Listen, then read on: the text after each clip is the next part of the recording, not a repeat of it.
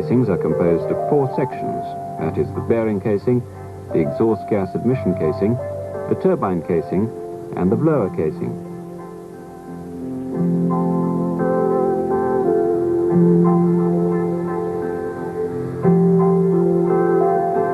Attach a shackle to the lifting hook.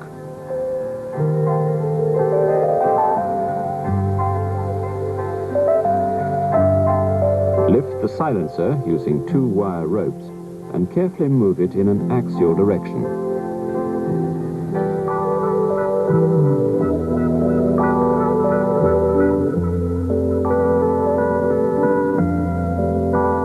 To dismount the impeller casing, loosen the hexagonal socket head bolts and pull it out using puller bolts.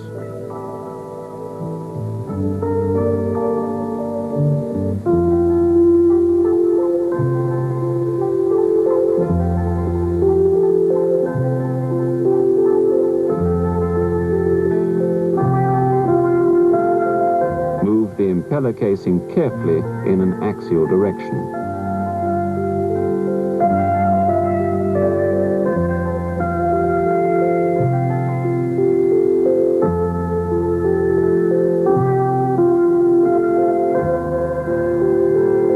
To remove the spiral casing, fit a wire rope to the eye bolt at the top and lift the complete spiral casing using a hoist.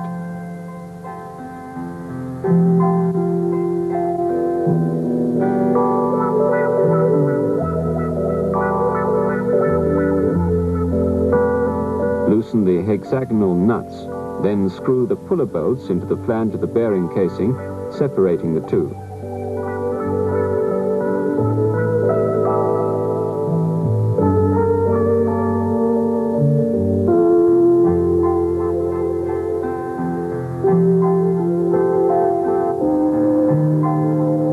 Move the flange carefully so that it does not contact the impeller.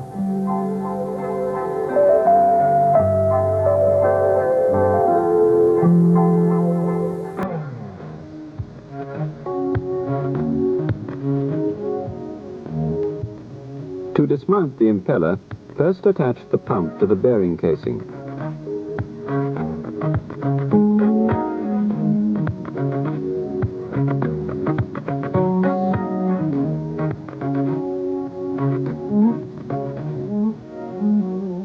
Remove the magnet shaft.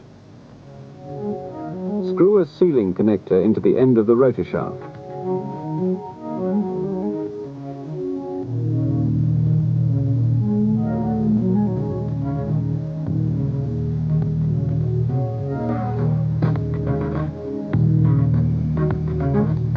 Remove the nut.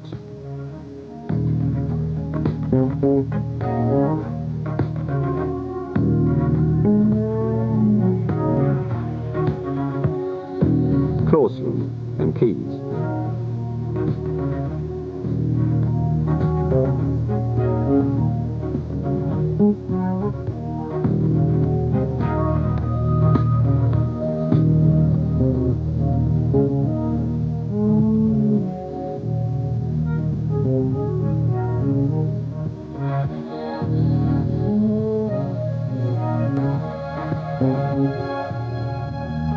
Refit the claw sleeve to the original position without the key.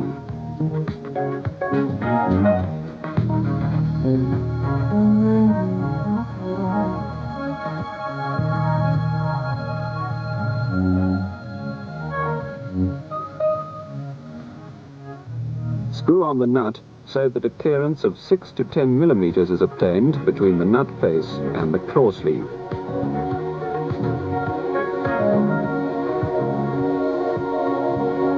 Connect the oil pump and the sealing connector with the flexible steel tube. Loosen the oil feed cylinder of the oil pump and immerse the end into clean lubricating oil.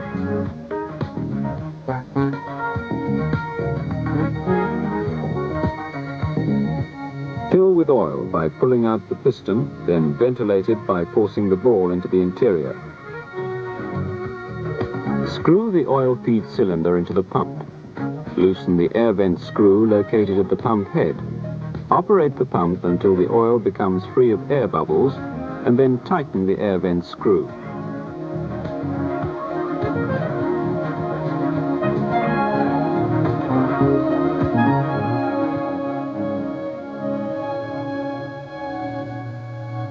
Continue pumping until the impeller becomes free and jumps forward against the nut.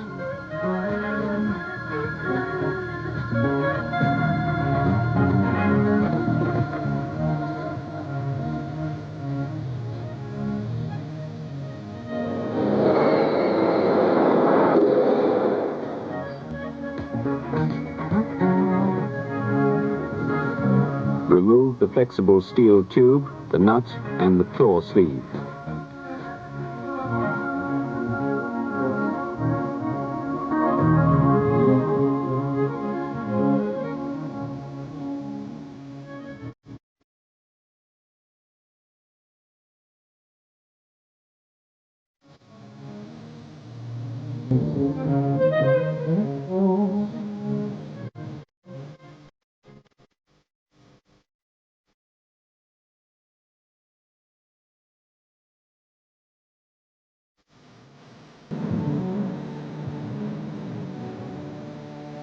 Carefully pull out the inducer, impeller assembly, and the taper sleeve in an axial direction.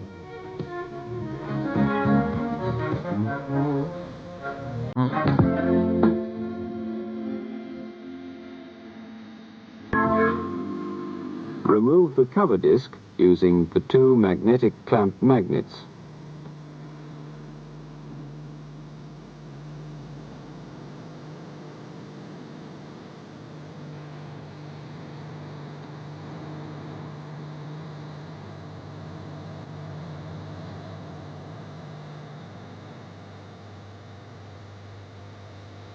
To remove the labyrinth plate on the blower side, first remove the U-nut.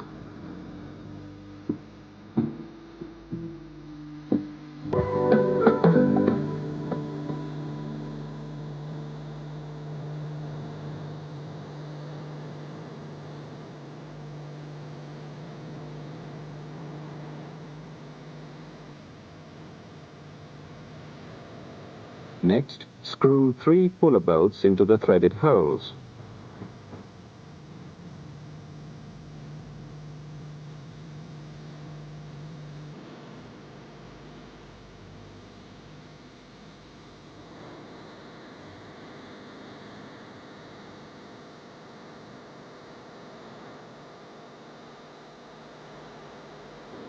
And pull out the labyrinth plates. This should be done by 2 people.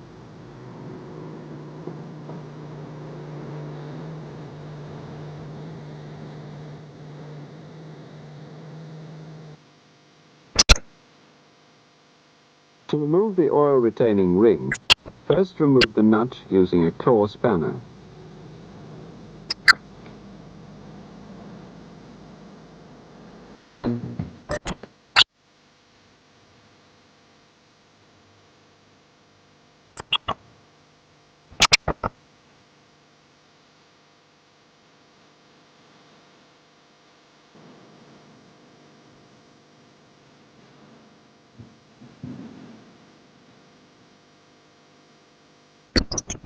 Next, screw the puller ring into the oil retaining ring.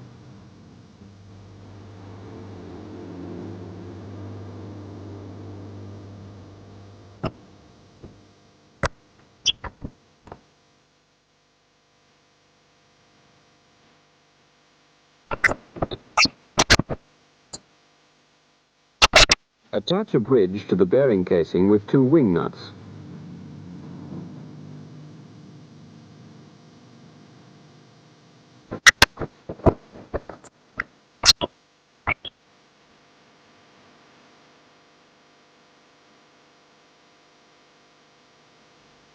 Attach the threaded rods and nuts and pull the ring out uniformly by turning in on both sides alternately.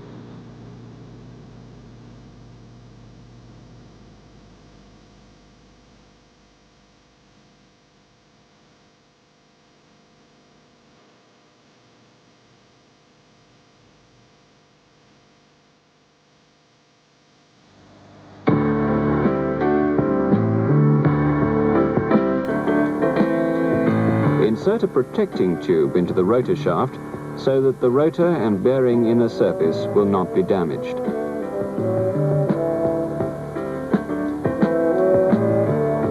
Attach a bridge to the bearing box with wing nuts and screw in the threaded rods and nuts.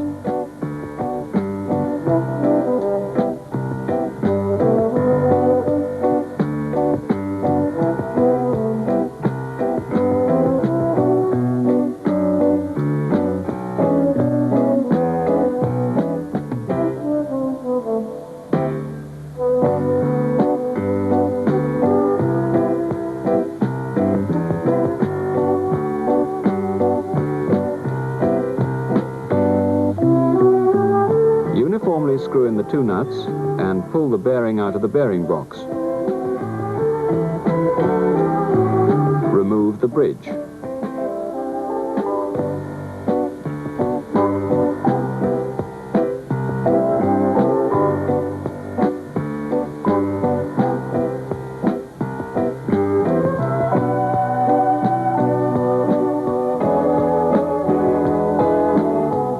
Carefully remove the bearing.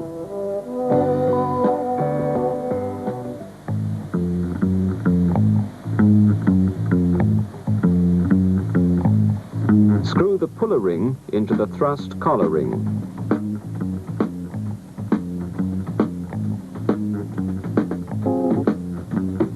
Attach a bridge to the bearing box and then attach threaded rods and nuts.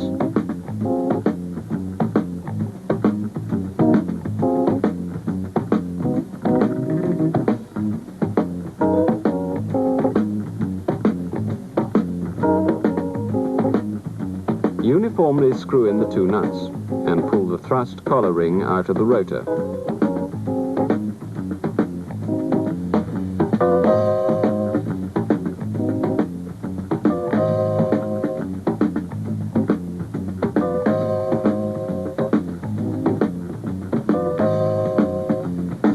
Remove the bridge.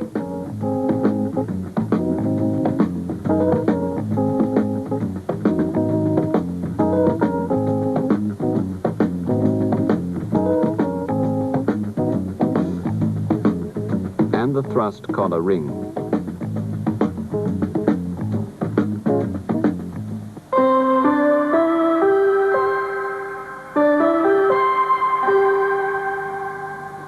Attach two protecting tubes to the rotor and attach a bridge to the bearing casing. They'll function as guides when removing and inserting the rotor.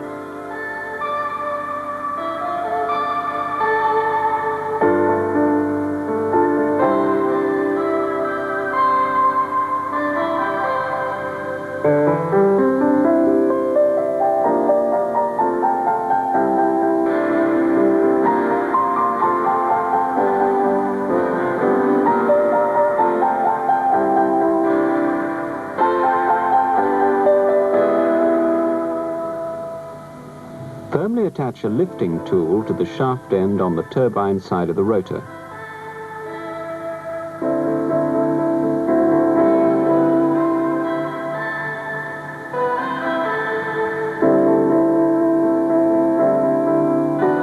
Then, pull the rotor by hand to the turbine side.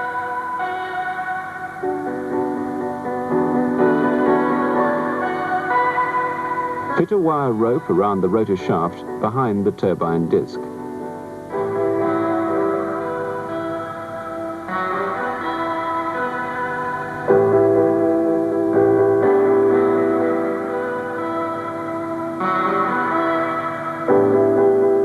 Pull the rotor out to the turbine side as far as possible, taking care not to cause damage to the turbine side bearing.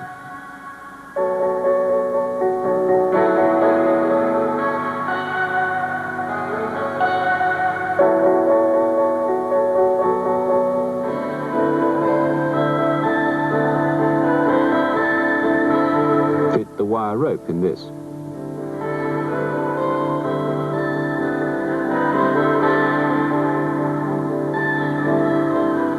In the case of the turbocharger being fitted on the engine, dismantle the silencer and the spiral casing.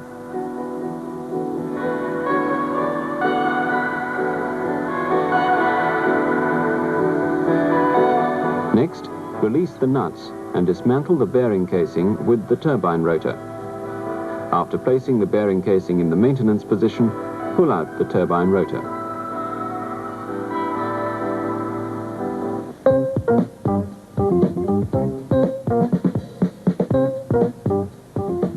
To remove the turbine side labyrinth plates, remove the 5 nuts on the impeller side using a socket spanner.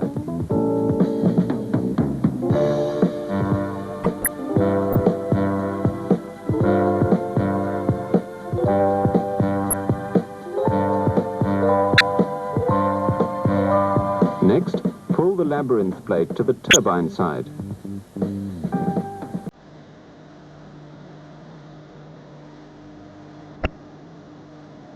To remove the bearing on the turbine side, first fit the special bridge.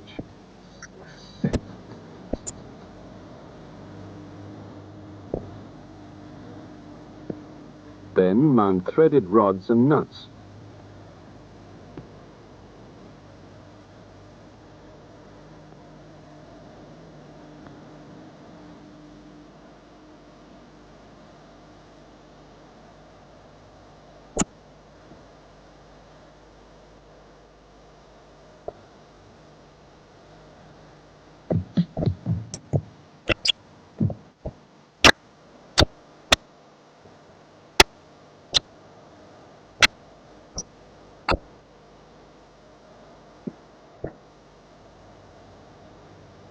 And pull the bearing out by uniformly screwing in the nuts.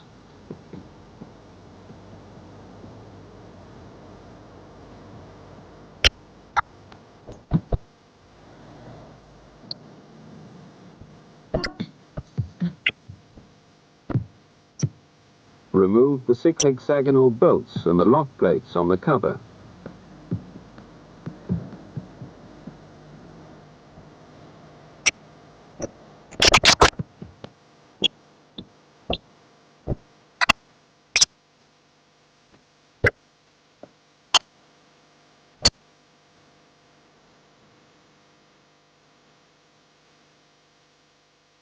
Remove the bolts and lock plates located inside the turbine nozzle.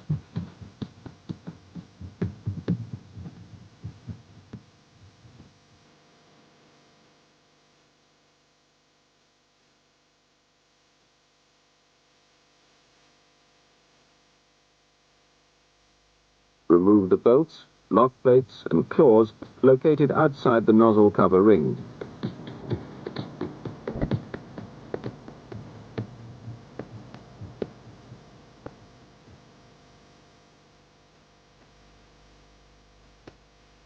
And remove the nozzle cover ring.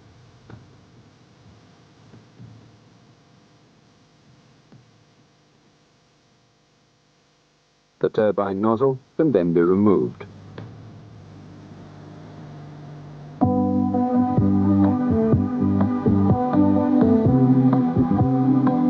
Fit the turbine side bearing in parallel to the bearing hole.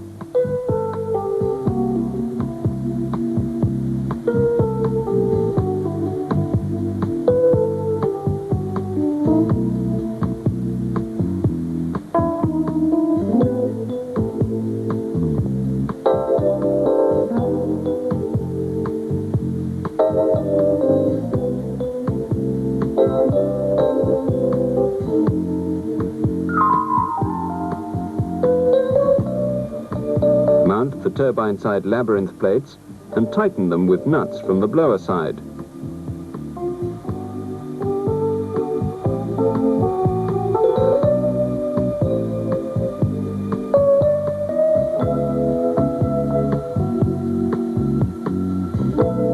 To mount the rotor, carefully insert it in an axial direction until the protective tube enters the bridge hole.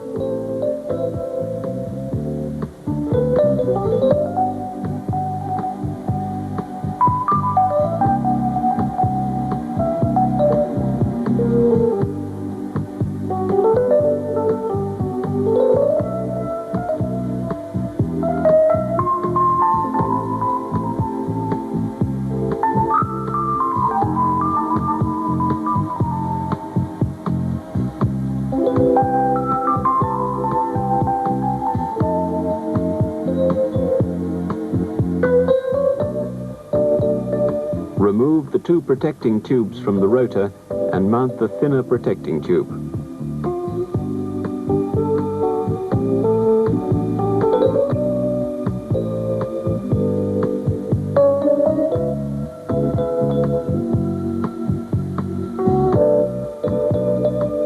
For assembly on the blower side, first mount the thrust collar ring.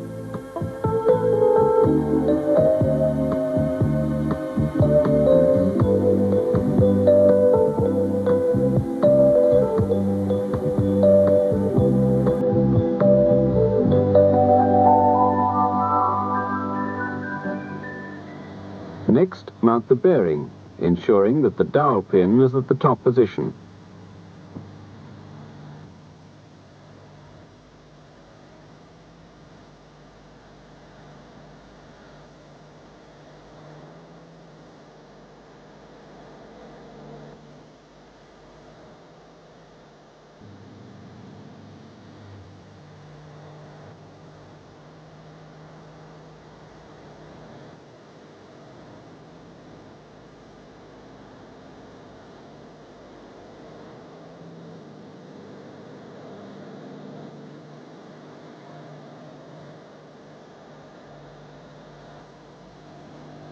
When the bearing has been fitted, remove the protecting tube.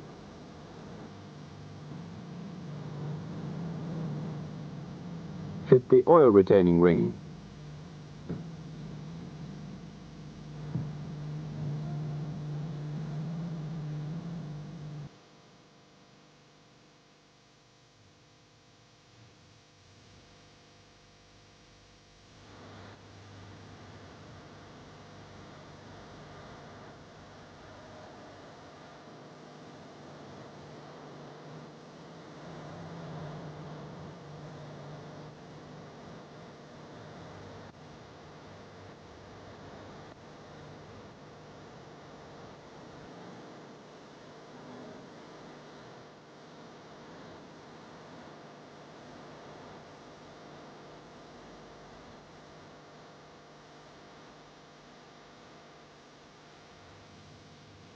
Tighten the nut.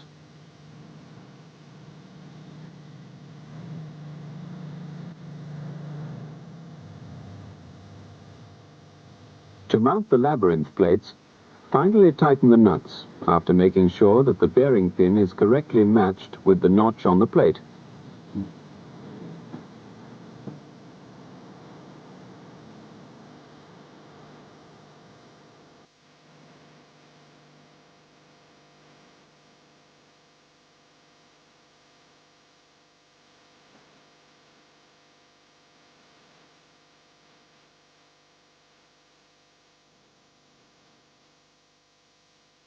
To fit the impeller, first mount the impeller assembly and the taper sleeve on the rotor.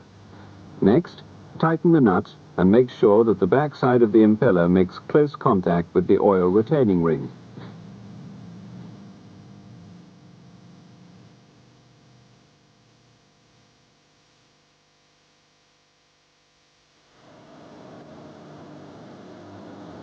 Next, fit the parallel key, press ring and fixing ring.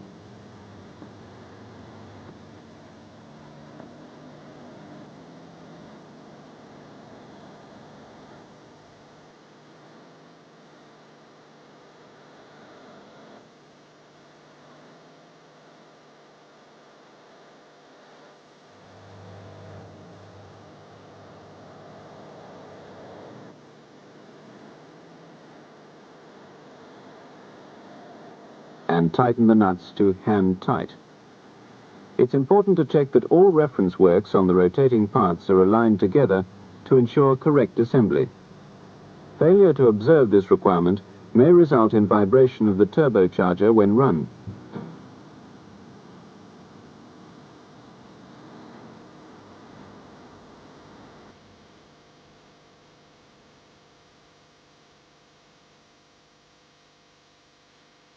Remove the nuts after hand tightening.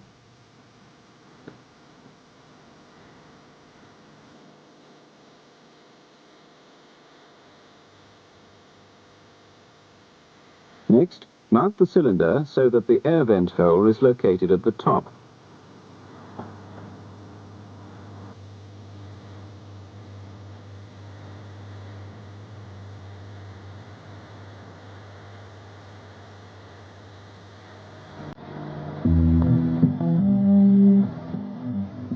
Connect the pump and the jack with the flexible steel tube.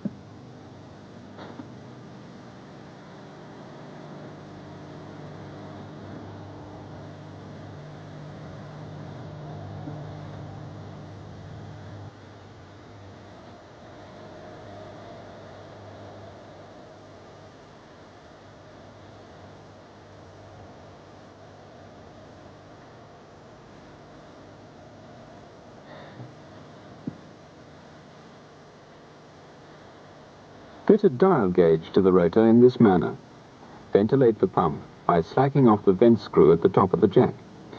When all air has been expelled, retighten the plug. The impeller can now be pumped up.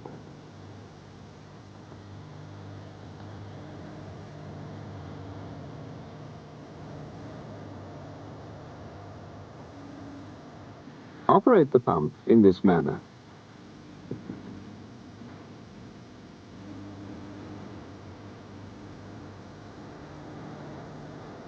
Check the extent of push-in of the impeller using the dial gauge in this manner.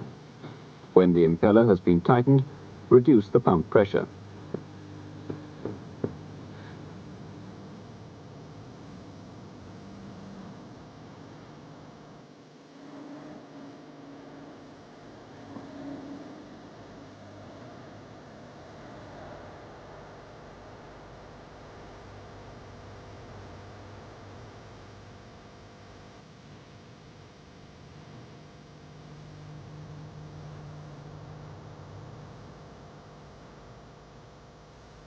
Next, remove the dial gauge.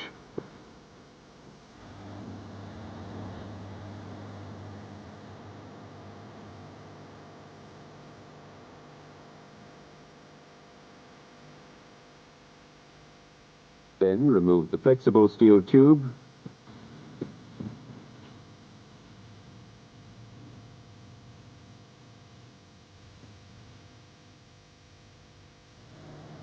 jack,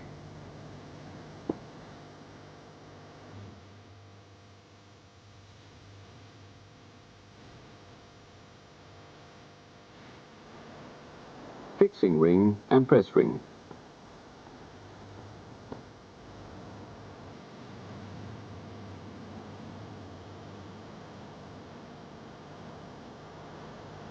Finally, tighten the normal nut by tapping up lightly.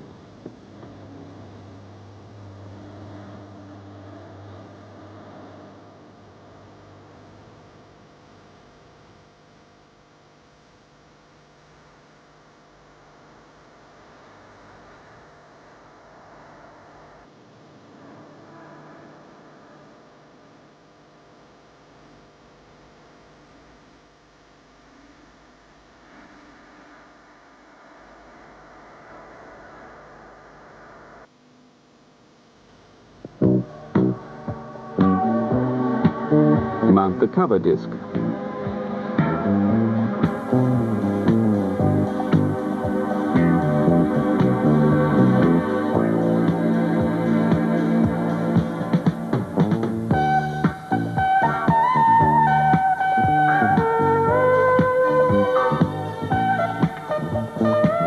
To measure the thrust clearance of the rotor, attach a dial gauge as shown and move the rotor back and forth by hand.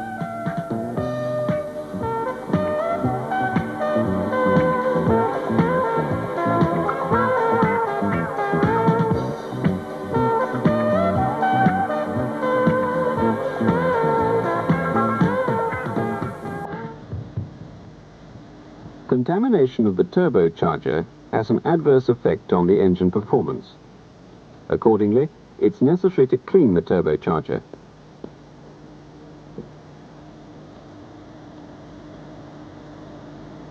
Recently, the cleaning of the turbocharger with a water jet while the engine is still running has been extensively used as a means of preventing a reduction in turbocharger performance. However, this method is only a tentative means for restoration of performance, and it's necessary to clean the turbocharger completely through periodic overhaul inspection and maintenance.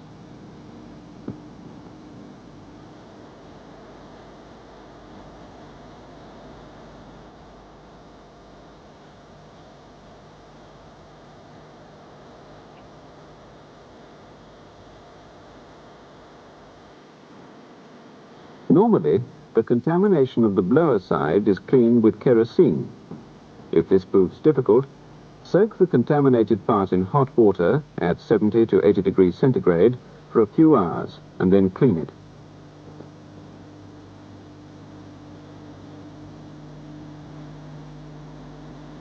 It's particularly necessary to clean the diffuser impeller thoroughly, as this greatly affects the turbocharger performance.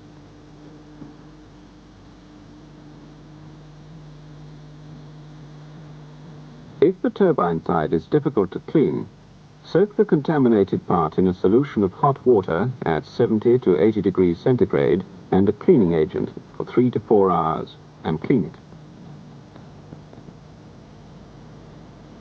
On the other hand, when using the water jet to clean the blower side, the engine load is 75% or above.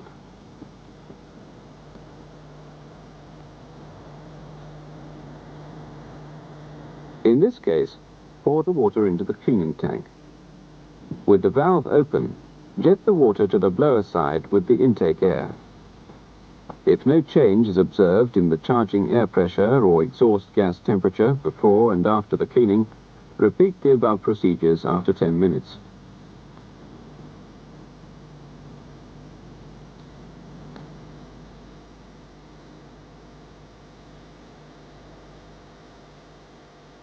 In the event of no change being observed after the above procedures have been repeated 3 to 4 times, either the blower is excessively contaminated or there are other causes.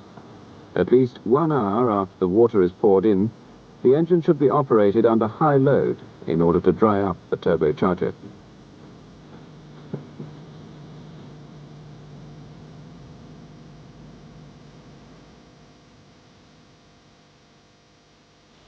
In the case of water jet cleaning of the turbine side, turbine revolution is kept at 2,500 RPM.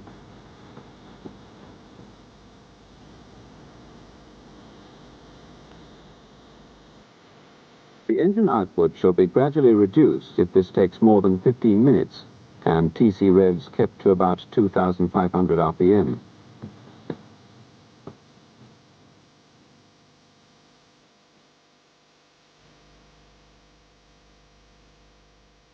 After 15 minutes, open the water inlet valve and clean the turbine side.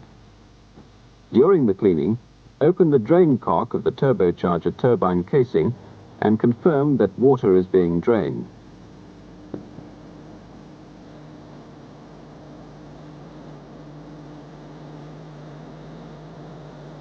Water cleaning shall be continued for 10 to 20 minutes. When the water jetting is finished, run the engine for about 30 minutes and then increase the engine load, taking more than 15 minutes. The film will end here. Before carrying out maintenance on the engine,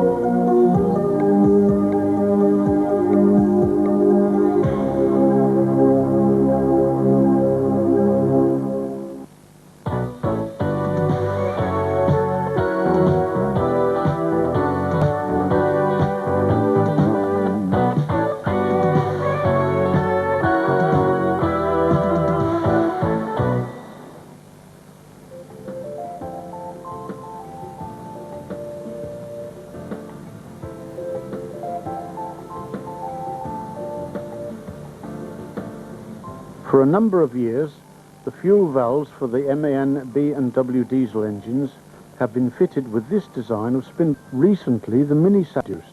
The mini-sack design features a reduced sack volume, fouling of the components in the combustion space.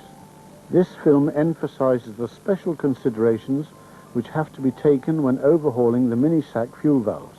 When overhauling fuel valves, handle all parts carefully and keep them clean. Careful handling applies particularly to the spindle guide and cut-off slide, as any impact may cause these components to malfunction. Do not clean the fuel nozzle with a rotating steel brush, as this will damage the spray hose. Instead, use emery paper if cleaning with diesel oil or the like is not sufficient.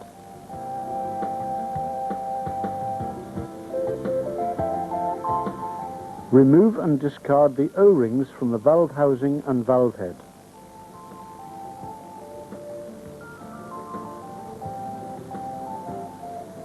Set up the fuel valve in a bench vise with soft jaws, or manufacture a special tool which can hold the valve. In this film, a special holding tool made by the MAN, B and W diesel workshop is used. Using a hook spanner, loosen and unscrew the union nut.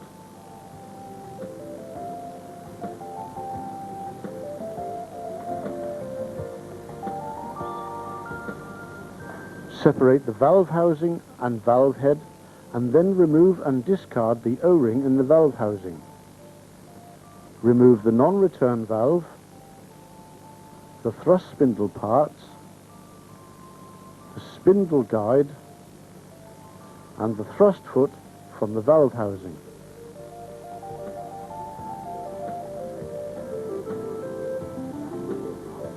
With regard to the inspection and overhauling of the seats, see Instruction Book, Volume 2, Procedure 909. The non-return valve should be sent to an MAN, B&W diesel service centre or authorised repair shop for overhaul.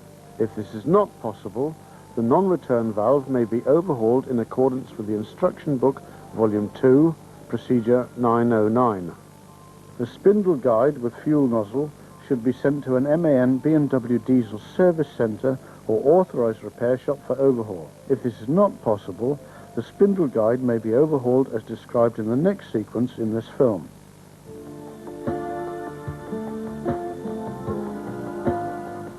Do not attempt to remove the fuel nozzle from the spindle guide before the spindle guide has been disassembled, as such action may damage the cut-off slide. This applies to all 46 to 98 MC mini-sack fuel valves. Set up the spindle guide in a bench vise with soft jaws and disassemble the spindle guide using a brass mandrel and a hammer. Great care must be exercised when carrying out this operation. Due to the matching of the parts, disassemble only one spindle guide at a time.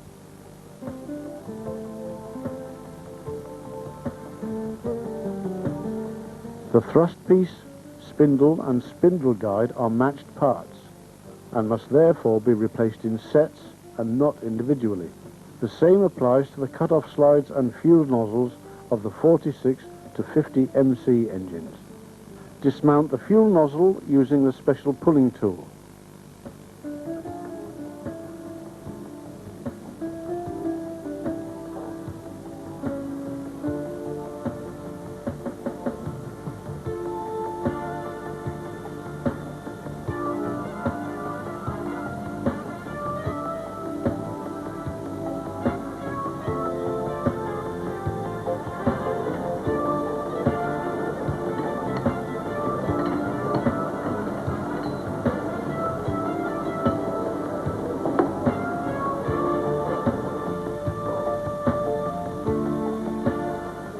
Carefully clean all parts of the spindle guide and blow dry with compressed air.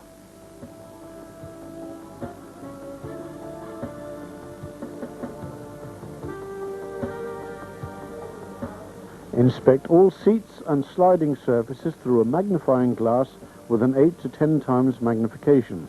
If there are pressing in marks or other anomalies, the spindle guide must be discarded. Use a lamp when inspecting the internal parts of the spindle guide. Set up the parts in a lathe and remove any deposits or very fine scratches with a polishing linen, grade 360, and oil. A coarser polishing linen must in no circumstances be used.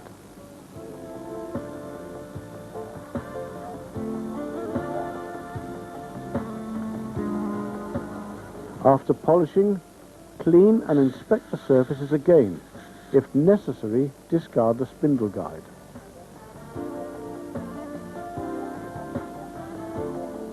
Clean the central bore and spray holes of any carbon deposits.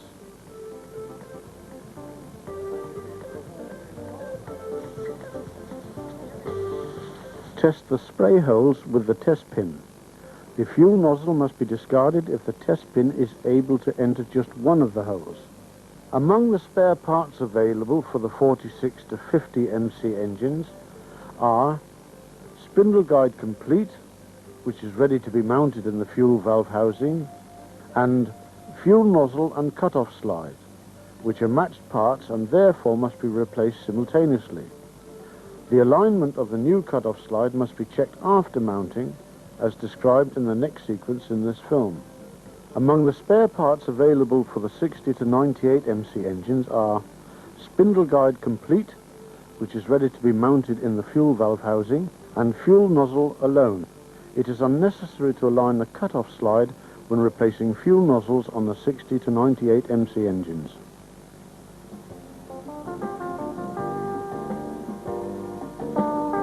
The cut-off slide has been screwed into the spindle and secured with Loctite. To soften the Loctite enough for the cut-off slide to be removed, place the spindle in an oven heated to a temperature of 250 degrees centigrade for at least 30 minutes. The thread of the spindle can be damaged, or the cut-off slide may break if this heating procedure is not carried out.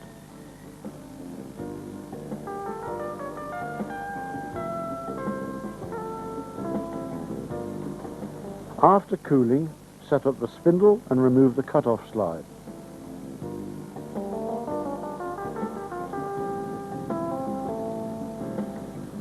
Clean off any residue of Loctite, etc. from the thread of the spindle.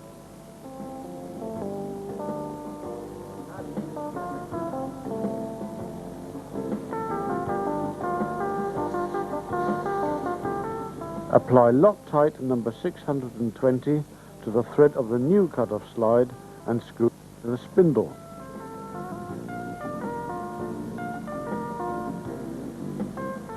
Tighten the cut-off slide corresponding to 1 millimeter measured on the flange of the cut-off slide.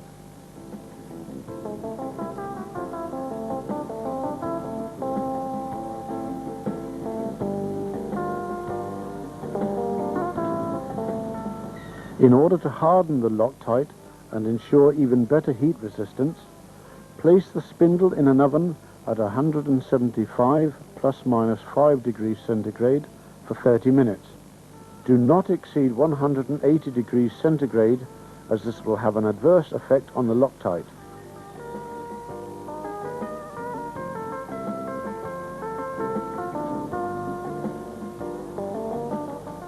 After mounting the new cut-off slide, the alignment must be checked to ensure correct functioning. Set up the spindle in the tool which was delivered together with the mini-sack fuel valves.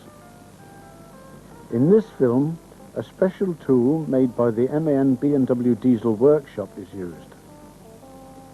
Tighten the tool so that the spindle is just able to turn, then set the dial gauge to 0. Turn the spindle and read the deflection on the dial gauge. If the maximum limit stated in the instruction book is exceeded, the cut-off slide must be aligned. Turn the spindle until the maximum deflection is read on the dial gauge.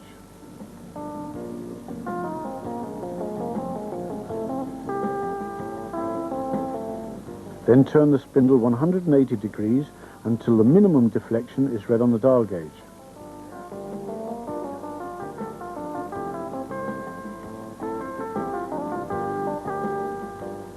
Tighten the adjusting screw of the tool until the cut-off slide has a permanent deflection which cancels out the original deflection. Due to the elasticity of the cut-off slide, a permanent deflection will not occur until the tightening exceeds approximately 1.2 millimeter. Repeat the procedure until the deflection is within the specified limit.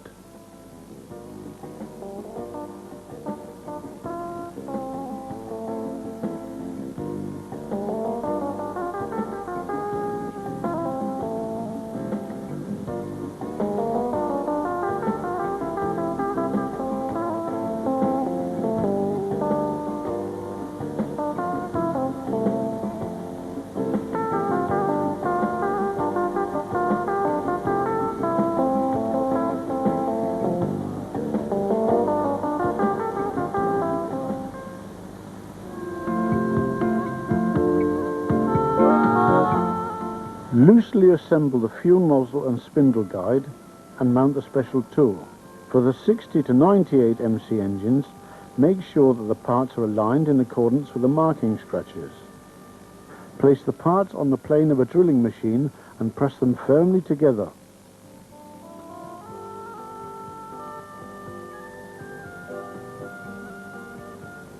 Insert the spindle with cut-off slide into the spindle guide and make sure that the spindle moves freely. Rub a mixture of molybdenum disulfide and mineral oil hard onto the sliding surfaces. Remove any excessive paste and loosely assemble the parts.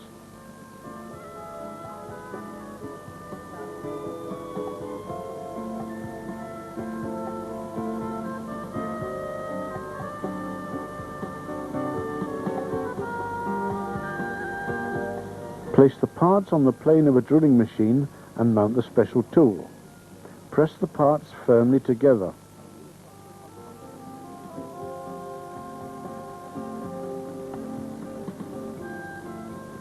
Protect and handle the spindle guide very carefully, as any impact may cause the component to malfunction.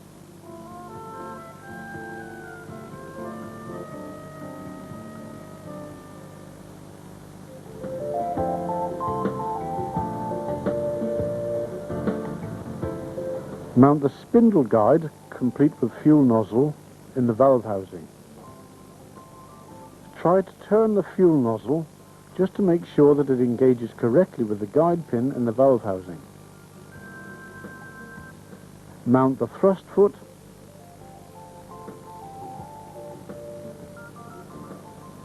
the thrust spindle parts,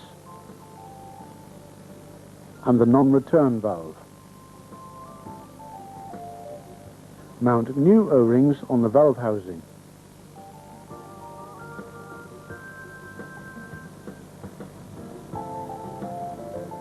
Make sure that the guide pin of the valve head is intact.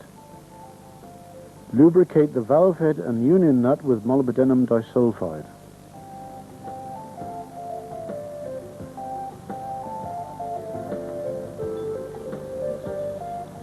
Assemble the valve housing and valve head and make sure that the guide pin engages correctly.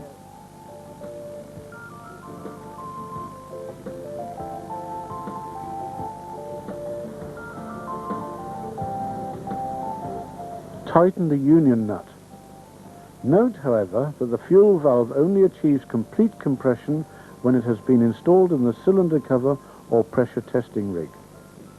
Mount a new O-ring on the valve head. After overhauling, the fuel valve must be function tested in the pressure testing rig. See Instruction Book Volume 2, Procedure 909, or the video film, Pressure Testing of Fuel Valves. Cover all openings with plastic plugs if the fuel valve is not to be mounted in the engine immediately. Finally, lubricate the fuel valve with molybdenum disulfide.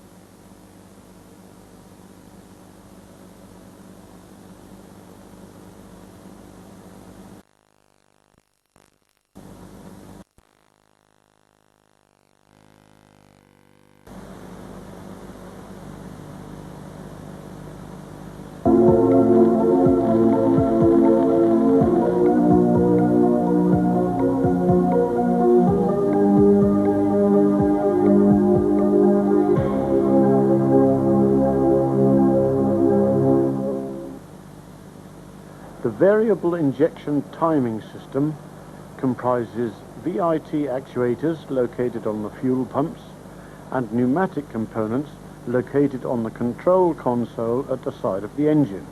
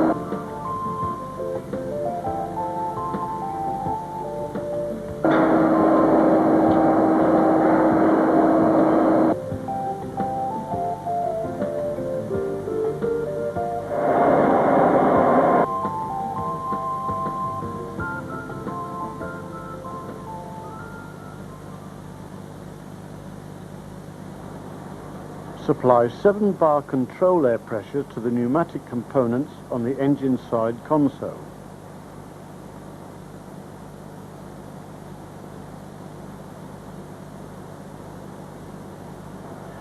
Switch control from the engine room to the engine side console.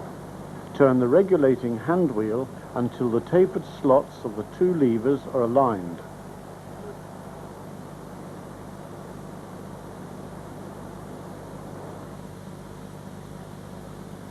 The throttle non-return valve must be fully open before adjusting the VIT system.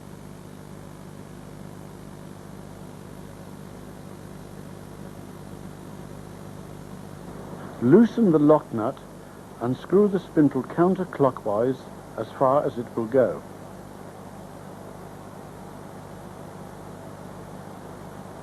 Make sure that the pressurized air reaches the VIT actuator. It may be necessary to switch the changeover valve manually. The pilot valve must be adjusted so that when the spindle is pressed 8 millimeters inwards, the control air pressure will be 5.5 bar. Turn the regulating hand wheel so that the steel bar just touches the pilot valve. Insert a distance piece with a thickness of precisely 8 millimeters. If the control air pressure deviates from 5.5 bar, loosen the lock screw and turn the spring retainer cap of the pilot valve until the pressure, which can be read on the pressure gauge on the engine side control console, reads 5.5 bar. Note that it will not be possible to obtain the correct pressure if the throttle non-return valve is not fully open. Screw the spindle clockwise until a pressure drop can just be registered. Screw the spindle counterclockwise 1 revolution and lock it in this position with a lock nut. This position prevents a sudden increase in VIT index and thereby a sudden increase in the maximum combustion pressure.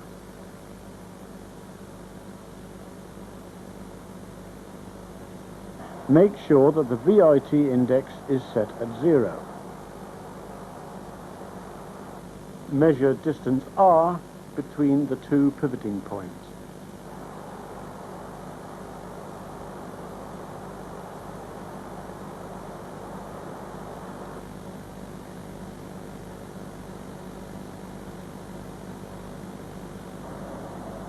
Note down the result.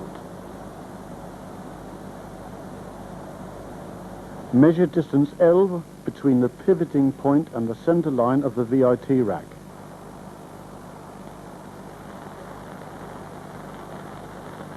Note down the result.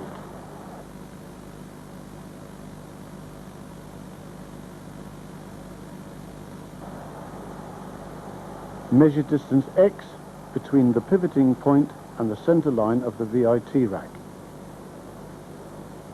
Note down the result. To ensure that the movement of the link is evenly distributed around the center line of the VIT rack, R must equal L plus X. In the event that R does not equal L plus X, displace the lever until new measurements confirm that R equals L plus X.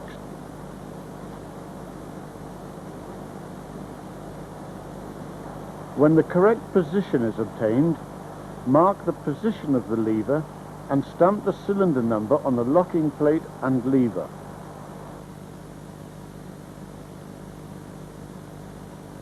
Turn the regulating hand wheel until the pressure on the pressure gauge reads 2.75 bar. The VIT rack must be adjusted so that the middle index of the VIT rack can be read when a control air pressure of 2.75 bar is applied. If the actual VIT index does not correspond to the middle index, adjust the link until it does.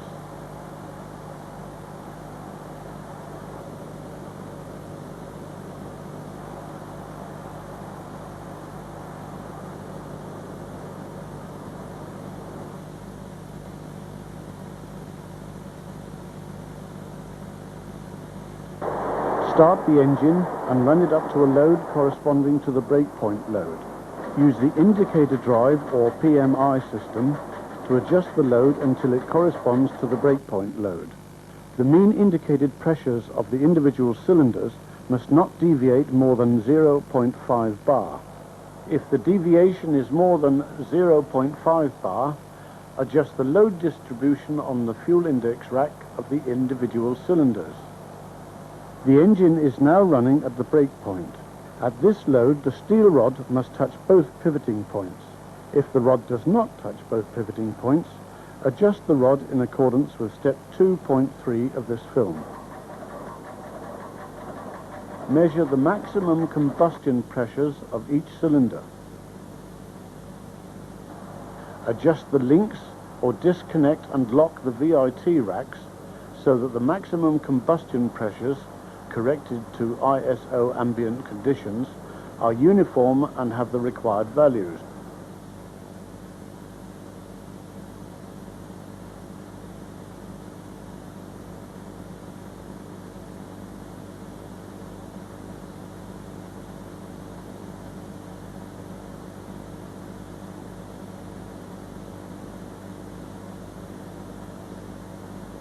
Note down the fuel pump indexes and VIT indexes. Run the engine up until it corresponds to 100% MCR. Use the indicator drive or PMI system to adjust the load so that it corresponds to 100% MCR. The mean indicated pressures of the individual cylinders must not deviate more than 0.5 bar. If the deviation is more than 0.5 bar, adjust the load distribution on the fuel index rack of the individual cylinders. Again, measure the maximum combustion pressures for each cylinder. Adjust the links or displace and lock the VIT racks so that the maximum combustion pressures, corrected to ISO ambient conditions, are uniform and have the required values.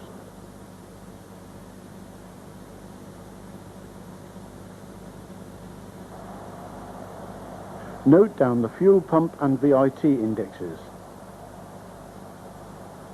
Note down the VIT indexes at breakpoint and 100% MCR and calculate the average index. Determine the middle value of the VIT rack and calculate the difference between the middle index and the calculated average index.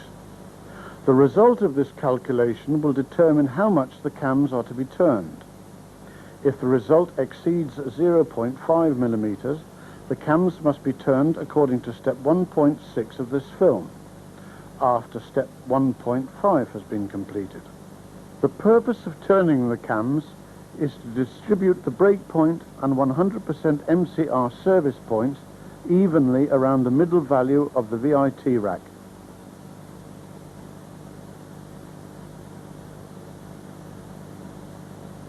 Note down the VIT indexes at breakpoint and at 100% MCR and calculate the difference. Add half of this difference to the middle value of the VIT rack. Subtract half of this difference from the middle value of the VIT rack. Calculate the average VIT index at breakpoint and at 100% MCR. Determine the control air pressures corresponding to the average VIT index at breakpoint and at 100% MCR. Stop the engine before making any adjustments. Make sure that control air is able to pass the changeover valve.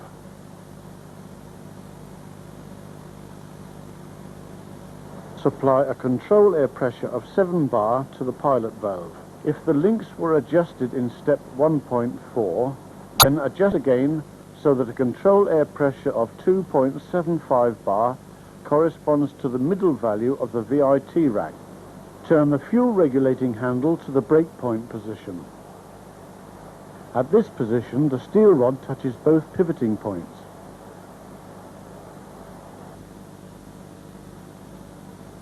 Displace the pilot valve bracket until the calculated control air pressure at breakpoint is obtained.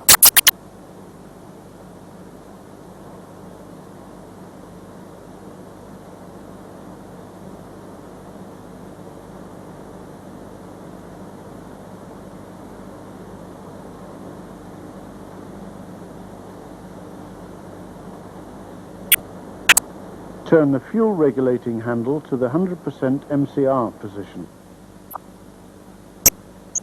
Displace the lowermost pivoting point until the calculated control air pressure at 100% MCR is obtained.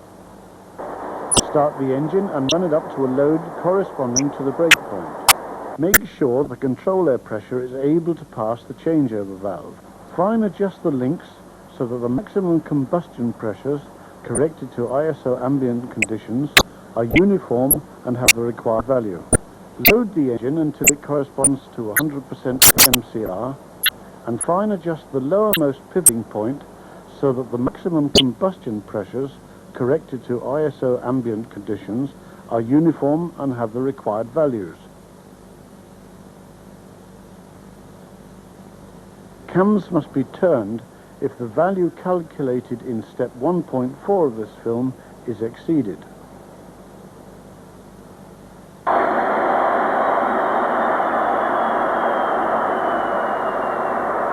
The actual fuel pump lead must be determined before turning the cams. Make sure that the reversing links are in the ahead position. Disconnect the air pipe and remove the cover from the puncture valve. Remove the plug screws to provide access for the measuring tool. Remove the puncture valve.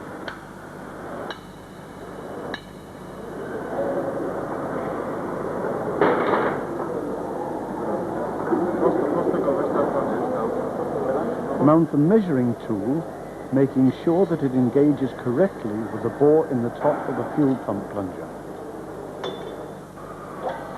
Turn the cylinder concerned to top dead center.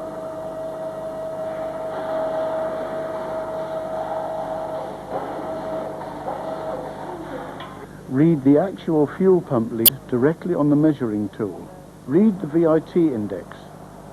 If the VIT index is not at 0, the lead must be corrected before it is recorded in the engine logbook. Carry out fine adjustments through the small cover. If the camshaft has been dismantled or if new cams have been mounted, adjust the cams before mounting the lower part of the camshaft housing.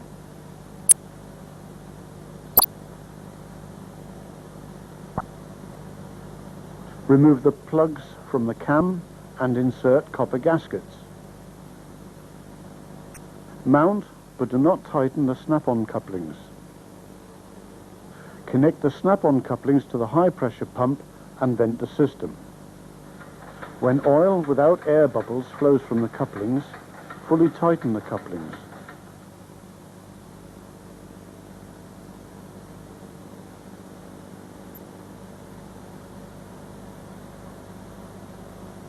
Turn the engine until the special spanner can be mounted, then raise the pressure until oil seeps out between the cam and camshaft.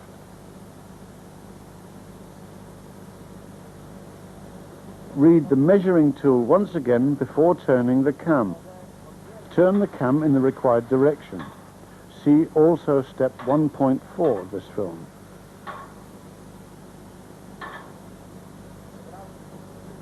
Follow the turning of the cam on the measuring tool and stop turning when the required change has been obtained. Relieve the system of pressure and remove the spanner and hydraulic tools.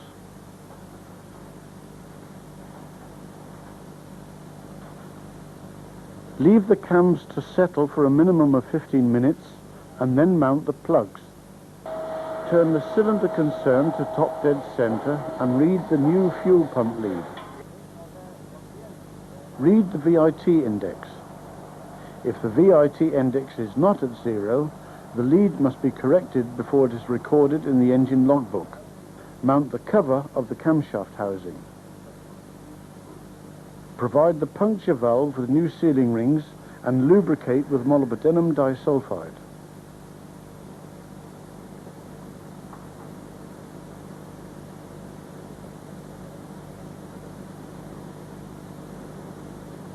Tighten the puncture valve to the torque stated in the instruction book, Volume 2, Chapter 909, and mount the plug screws, cover, and control air pipe.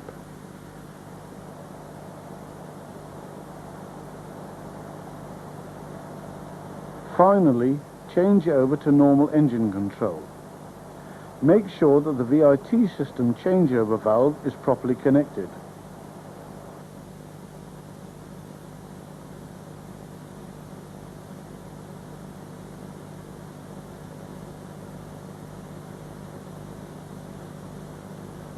The system will have to be adjusted when certain components are replaced. Regarding the throttle non-return valve, see Part 1, Step 1.1 of this film. Regarding the pilot valve, see Part 1, Step 1.1 of this film. Regarding the VIT actuators, see Part 1, Step 1.2 of this film.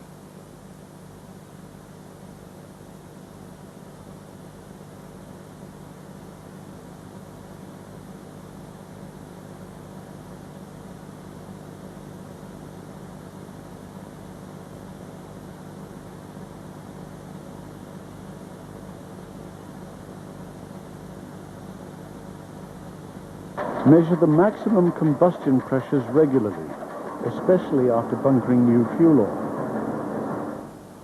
Adjust the individual links until the maximum combustion pressures, corrected to ISO